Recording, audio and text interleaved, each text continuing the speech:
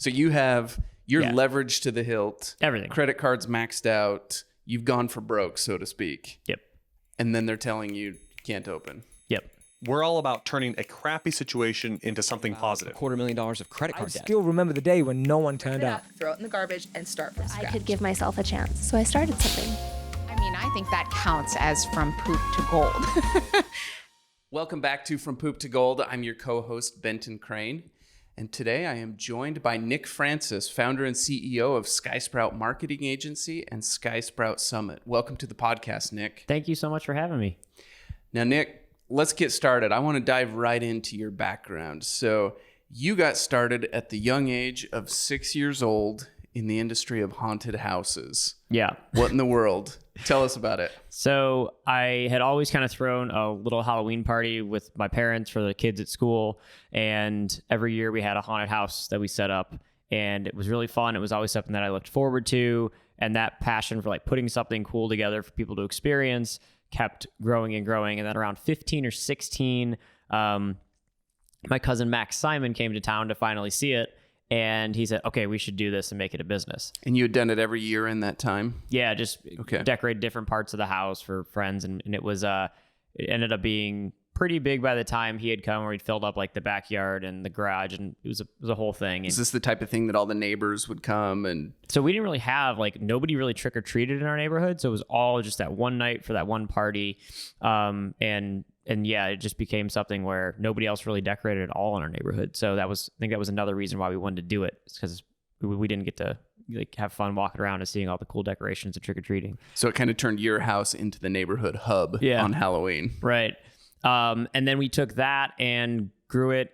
The first year we did it commercially, it was about 3,000 people came out for the month of October, Fridays, Saturdays-ish. To your house? No. So we did it in the back. Sorry, I skipped a step. In the backyard, we did 1 year where Max and I said, let's just try and build the biggest haunted house we can, but still keep it, on the parents' property.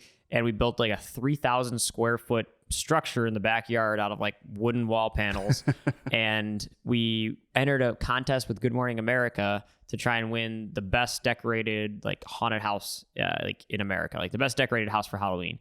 And we ended up getting the most votes nationwide. When it came to them to pick out of the top 5, we didn't win. But we had so many people reaching out saying, we want to go and see this, that we had over 500 people show up on Halloween to go through it. And after that, we were like, there's definitely going to be a business here. So from that, we did it commercially, did 3,000 people our first year, doubled in attendance every year until we were at 32 to 35,000 our last year, and then had several thousand more throughout 35,000 people? Yeah. Incredible. Yeah. So it was 35,000 customers that came through in the month of end of September and October.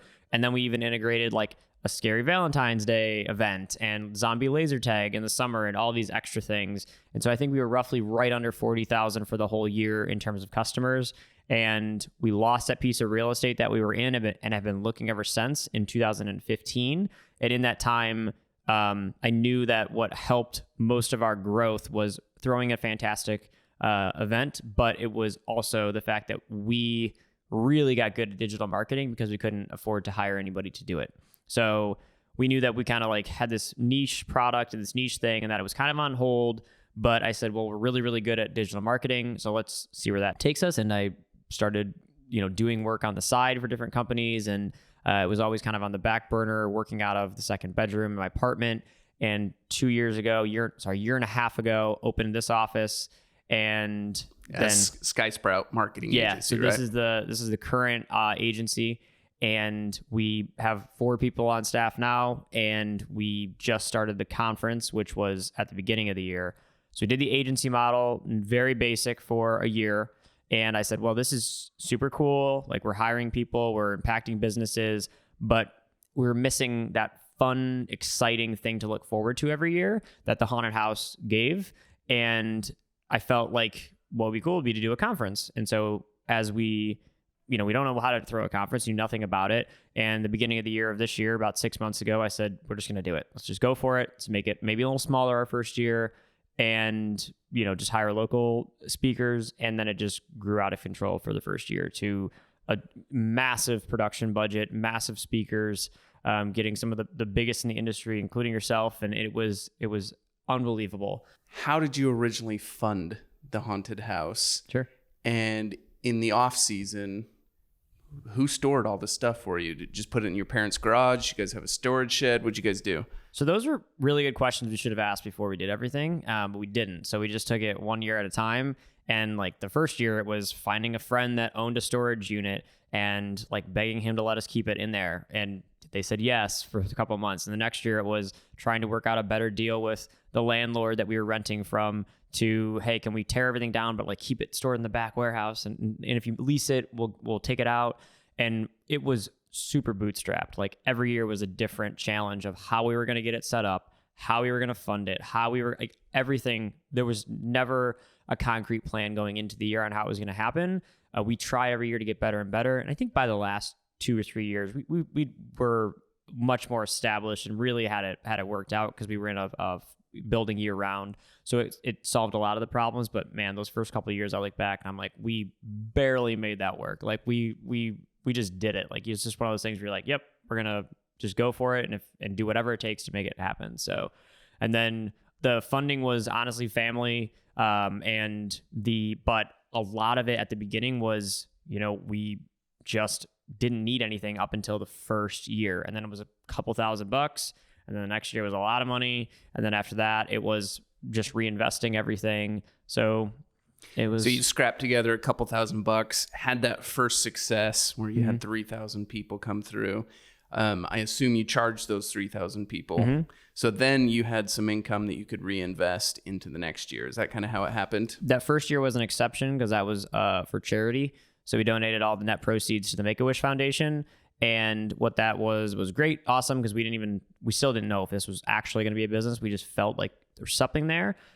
So we got to donate to charity, and then we got a lot of stuff for free because we just wanted to see it happen. We weren't worried about the money. It was just like, what can we do to just make this a reality? After that, we learned like it wasn't enough like in return, I guess. I don't know how to say that properly, but like we couldn't figure out the finances to give all the money away and put on the event that we wanted. And so we still privately donate every year to the Make-A-Wish Foundation, but we on our own, it became a business after that, which is why that second year was really capital intensive. Yeah, but the event has to fund itself, right? Right. Yeah. Awesome. Why did the haunted houses end? So the Fear Experience, that haunted house ended in 2015. I say ended, it's never supposed to, like, we're never saying we're never going to open again. We actually would love to open tomorrow if we could. We just cannot find a piece of real estate that is in Cleveland, that we like. That's where the haunted house was.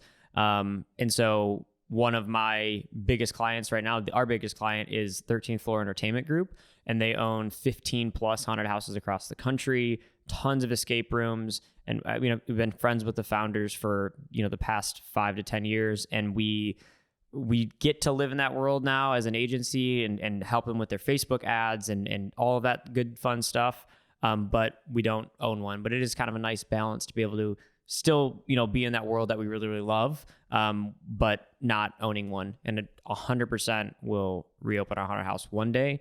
Just need to find real estate. When we got our last building, we were paying next to nothing, and we got it in like 2009, right after the economy tanked. So it was like the perfect time. And then when we needed a new one, the economy was great. And so nothing was like, the market's getting a little softer now. And so it might be a good time in the future. Gotcha. Be patient. See if the market has a correction, then jump on something. Yeah.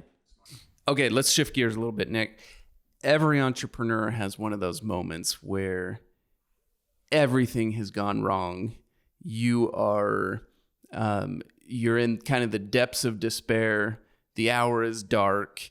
You don't know if you're going to come out the other side and still have a business. Yeah. What has that moment been for you? I've had a couple. I'll give a good one that's about our haunted house.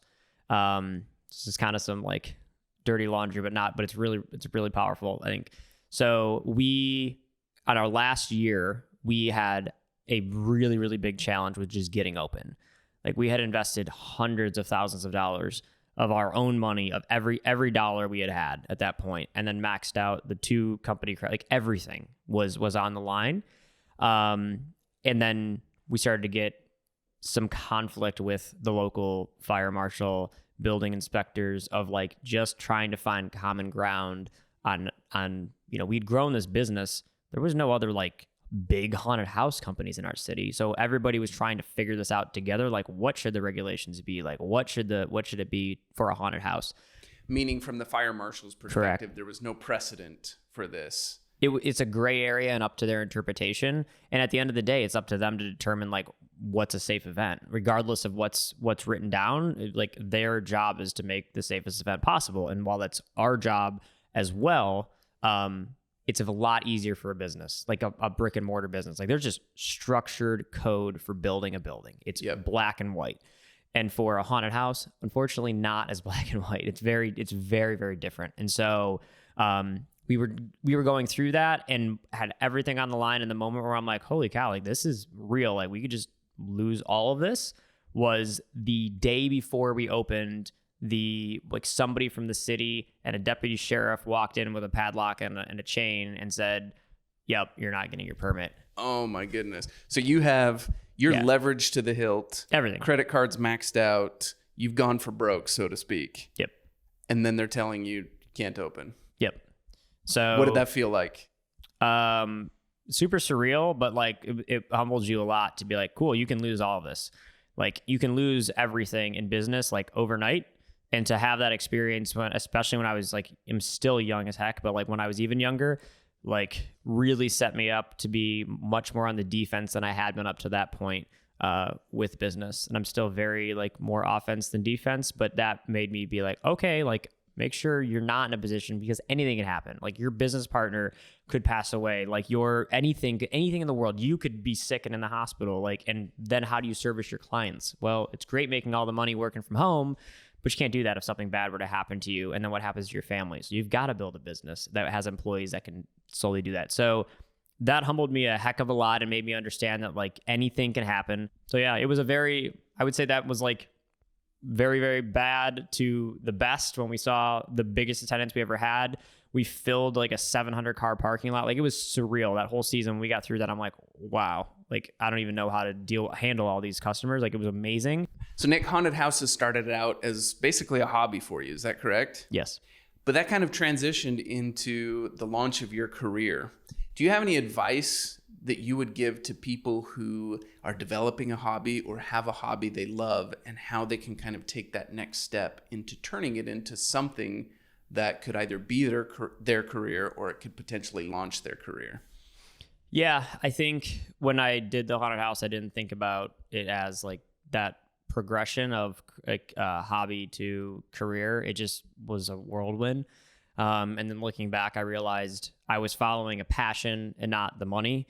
And then at the beginning of this year, it was kind of fun. I went to a massive conference, and one of the speakers was Steve Harvey. And in the middle of this, I'm sitting, I'm like, something's like, I've been a year before that feeling like something was like missing. And he said, your gift will make room for you. And I didn't necessarily know what that meant. And then he started to explain, like, if you're following what you're truly, truly the best at, and what you're truly, truly good at, and what, like, you were gifted with, it'll make room for you in the world, and it'll work out, and you will be able to find a way to make a living out of that. And that doesn't necessarily mean that it's a thing you love the most or whatever, but it's a thing that you can't, live and function without, and that you're the best at. And so when you're doing something that you're truly, truly passionate about, that is a much, much easier thing to turn into a business than to say, I need to make a certain amount of money, I need to do this. And if you're constantly worrying about the money, which is, I mean, listen, it's business, it's the whole thing. We can't get too foo-foo-y with it, but like really, it makes all the difference in the world. I talked about it with the content production at the conference, how much easier it is to post when you're just passionate about what you're doing. But I think it's baby steps. Take something that you enjoy and baby step into, can you make this into a career? And then also, I think a lot of times what I see young entrepreneurs especially is, man, if I could just win the lottery, I'd just quit my job. And I'm like, how much you make? $40,000 a year. I'm like, so you don't need to make $100 million. You need to make $40,000 a year. They're like, yeah. I'm like, don't you think you could do that starting your own business with like a year of work? Probably. It's like, well, then do it. Like, the options are not make $1 million, start an app, be Mark Zuckerberg or Warren Buffett, or keep working in your miserable job. It's like work in your job that you dislike, or figure it out and make that same amount of money, or even a little less. You know, like it's so much easier to be happy, make a little less money than it is to work somewhere you hate, or to just have the whole focus be, I just need to make $1 million. Like that's the most pointless goal in the entire world. Every time in my life that I've followed the money, I failed. Every single time that I've followed my passion and done what I'm good at has been a success. So I love it. One of the things that when people ask me, you know, whether or not they should be making the jump, so to speak, I feel like there are two conditions that kind of need to be in place for somebody to be able to make the jump. And it's that they're able to cover their needs financially, because if they can cover their needs financially, then they have the flexibility and the patience to be able to pursue passions and to take risks and to try things. And because their basic needs are being met, they can have that patience to be able to do it, versus someone who's like, okay, I have to have this all figured out in the next 60 days or else I'm going to lose my house, or I'm not going to be able to put food on the table, or whatever it is. Those people just don't have the perspective to be able to make a long-term play like building a business. yeah, In my opinion. And then the second piece of it is, how big are your needs, right? So oftentimes we tie ourselves to, you know, enormous amounts of debt, or large expenses, multiple cars, big house, you know, toys, a boat, an RV, whatever it is. Yeah. We get tied to all of these expenses, and then we're like, I'm stuck. I'm in my career because I have to pay all these bills. And so for someone who wants to get into entrepreneurship, I always say, make sure your basic needs are met, and then minimize those needs. Like cost cut, pay off some debts, do what you have to do so that covering your needs isn't such a huge task. Yeah.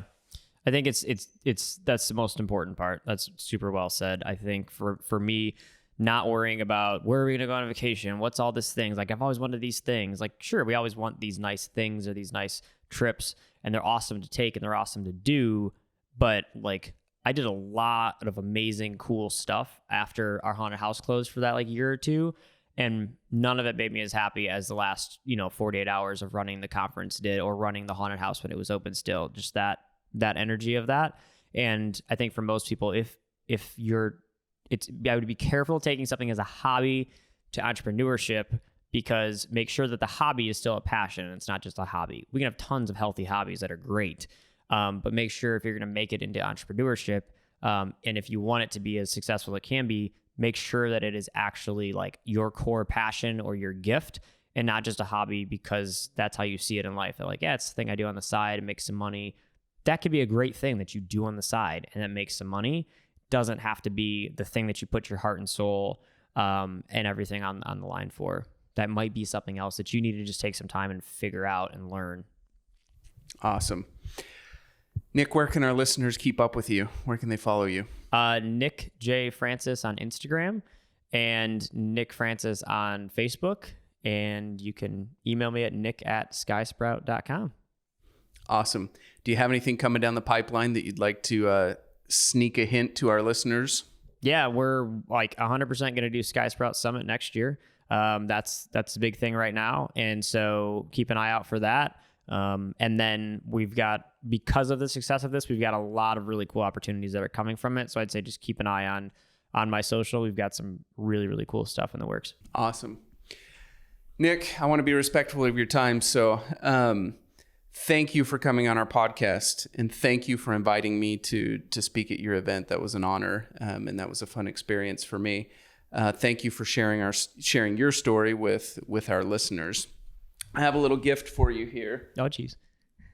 I have a copy of our book as well as a gift bag from many of our clients. Oh, cool. And of course, for our listeners, if you're interested in kind of exploring how you can develop a creative culture inside of your company, our book From Poop to Gold has some great information and great story behind how we created our creative culture. I've already read it. It's the first book when you walk in our office. That's on the thing. Thank you so much. Well, now you have a second copy for somebody here at the office. That's awesome. Thank you so much. Okay, thanks again, Nick. Thanks for listening to From Poop to Gold. Make sure to like, share, and subscribe. We'll see you on the next one.